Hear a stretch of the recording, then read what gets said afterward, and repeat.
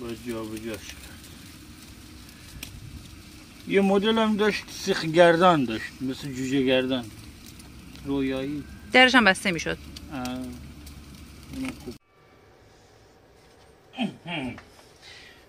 درود به شما.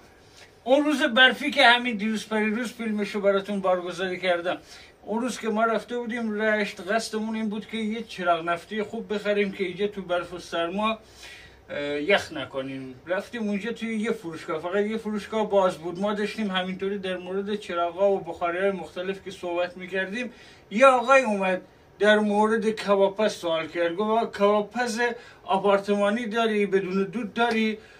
ما تعجب کردیم این چی میگه بدون دود مگه میشه؟ آقا خلاصه هم فروشنده هم آقای مشتری کلی در مورد این کبابپز تبلیغ کردن و چند تا شرکت و چند تا برند مختلف داشت، اما مجموعاً یک کبابپزیه که میشه تو آپارتمان و تو فضای کوچیک ازش استفاده کرد و روغن کباب رو شعله و آتیش نمیریزه دیگه، دود نداره، خونه رو به گند نمیکشه. قراره امروز یه نیمچه کبابی باهاش درست کنم و اینو تست کنم ببینم واقعا تا چه حدی بدون دوده، یعنی جواب میده ما میتونیم اینجا هر روز یه گوسفند بریون کنیم. فکر کنم گازش تمام شده، باید گاز بزنم. خیلی خشنمکه، دل خیلی با مزه با نمک هست. خب فندکو گاز زدیم، بریم تو کارش. محض رضای خدای دمپایی هم اینجا نداریم، محض رضای خدای دمپایی هم اینجا نداریم، چون شبا 2 تا سگ میان اینجا غذا میخورن، غذا نباشه دمپایی میخورن. خوب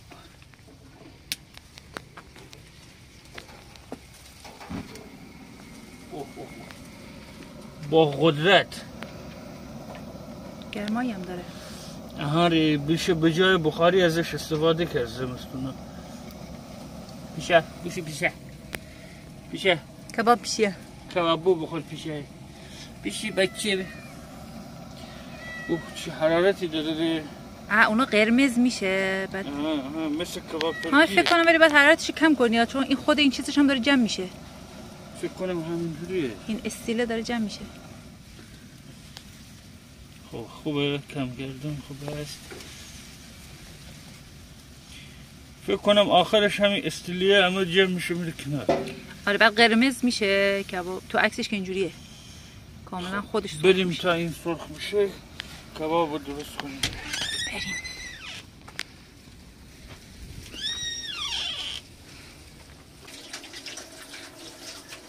سر خوب مرتبی هستم. خب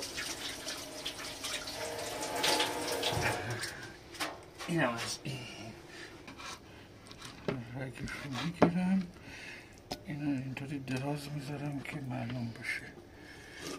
این برای حامده که میخواد جان شما رو در برابر چربی خون و این چیزا حفظ کنه.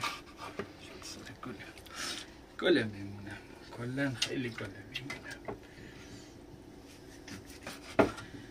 این از خودم رضایت دارم. از خودت رضایت داشته باشی با از خود راضی بودن خیلی فرق داره. اینو حتما شما درک میکنید.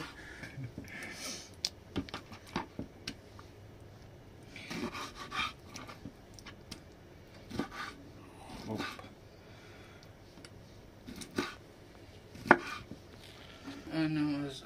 دودم که نداره، بو هم که نداره.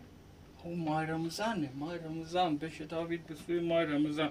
بس تا ماه رمضان نیومده هرچی کباب دارید درست کنید بخورید بپزید بره پی کارش.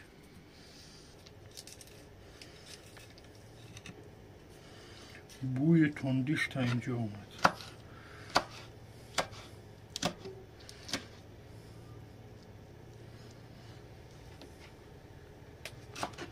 هرچی گرمالت توی خانه بود همه تاها بخورد. تاها فلفل خوره و خهاره.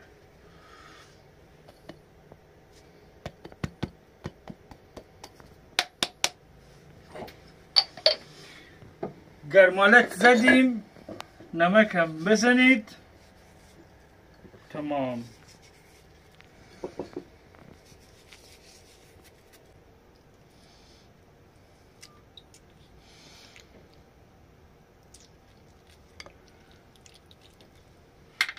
چقدر جا میگیره روش؟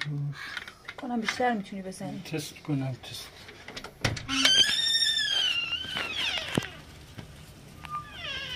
نه همینقدر خوبه. جا داره 2 تا دیگه هم بزنی. اینجوری. آره. باش یه دونه دیگه میزنیم.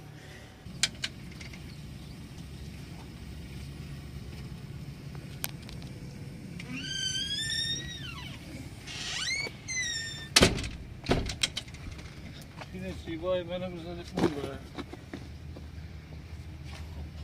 اونایی که روغنی تره میذارم بالا. چی میشه؟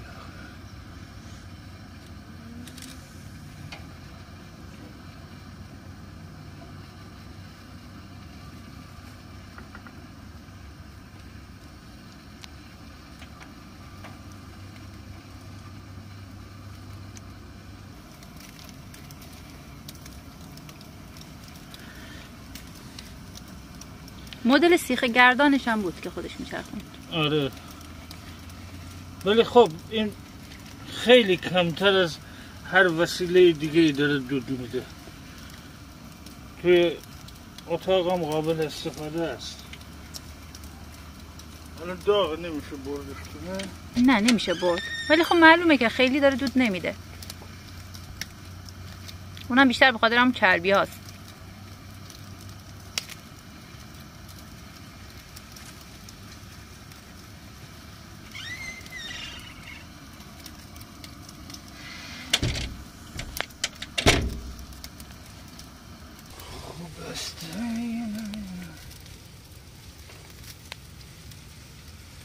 سریع هم درست میشه.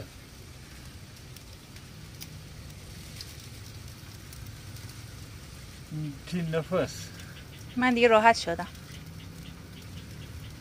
خیلی سریع میپزه.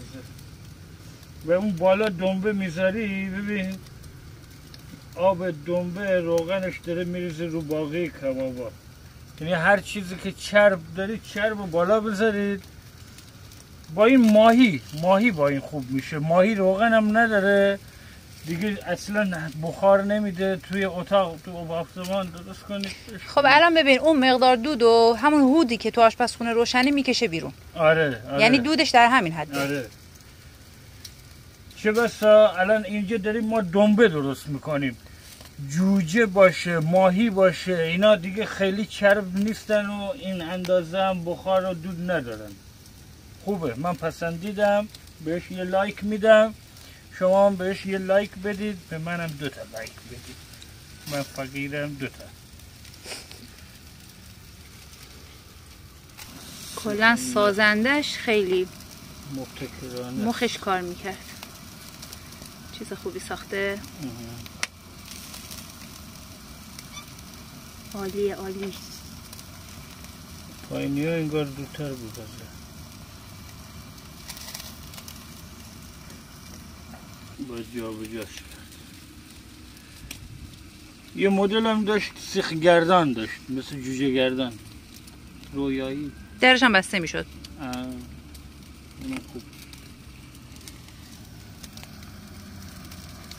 اون 2 طرفه سیخ داشت.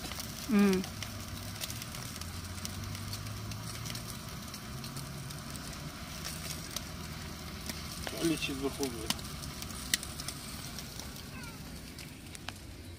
خب 6 تا لایک 6 تا 2 تا کم 6 تا لایک بدید. از این بیاها بذارید برای من. برای معرفی این محصول. برای معرفی این محصول نفری 6 تا از این بیاها بذارید. سازنده محترمش حتما بیاد داخل پیوی. سازنده محترمم لطفاً بیا. من شماره حساب بهت میدم. این حق زحمت ما رو فراموش نکنید. زندگی خرج داره. اینم که خرجش خیلی زیاده همش پای شما. ولی خب اون آقایی که اینو بهمون پیشنهاد داد یه حرف خوبی هم زد، گفتش که پول این کبابپز رو یه بار میدین، در صورت دیگه هر یه وعده که بریم بیرون خانواده کباب بخوریم ما 1-2 میلیون پول خرج کنیم. من نخواستم بگم امید داداش. آره یه بار پولشو خرج میکنی دیگه یک عمر استفاده.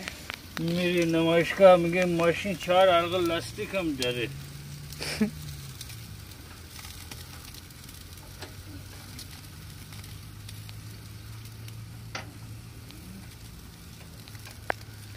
ویدیوها رو از دست ندید. یه مدتی کمکار بودیم برای اینکه بازدید کننده ها و دوستانمون برگردن به کانال. لایک کنید، کامنت بذارید، همرسانی بکنید و یه ایده دیگه، یه نظر دیگه.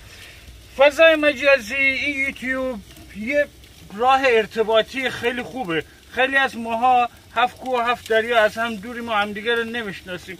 تو همین کامنت ها میتونیم با هم دوست بشیم، با هم درد دل کنیم، با هم دیگه صحبت کنیم، صحبت های ادامه دار. من کامنت ها رو چک میکنم و دنبال دوستای جدید اونجا هستم. البته دوستای خیلی خوب و باحالی هم دارم. توی کامنت ها میایید اونا رو میبینید، اونایی که با هم دیگه خودمونیم قشنگ خودشون معلومه. فراموش نکنید. همتون رو دوست دارم و تا برنامه بعد شما رو به خدا میسپارم. از برنامه بعد مینا جانم میاد. امروز دیگه سپردم همه رو به تو. آره. خدا نگهدارتون. آره از دفعه بعد دیگه دکفیم مینا گردن، مینا برامون غذا درست کنه، پیتزا درست کنه، مرغ درست کنه. البته به شرطی که آشپزخونه حیاط منو به زودی درست کنی. الان از همین بالا هم شروع بکن درست بکن، من این پایینم درست میکنم. باش. خداحافظ. خداحافظ.